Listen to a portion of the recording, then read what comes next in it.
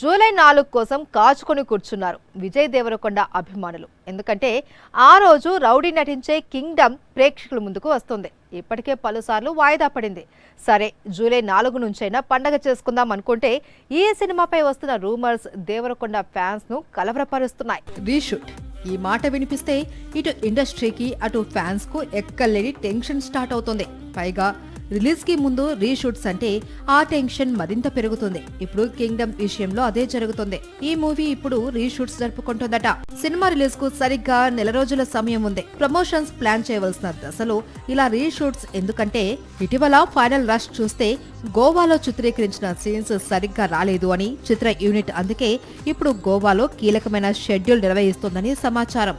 Goa schedule ముగిసి మిగిలి ఉన్న patch work complete అయితే ఇక ప్రమోషన్స్ పై ఫోకస్ పెడతారట. గౌతమ్ తిన్ననూరి మేకింగ్ లో ఈ చిత్రం తెరకెక్కుతోంది. భాగ్యశ్రీ బోర్సో కథానాయికగా నటిస్తోంది.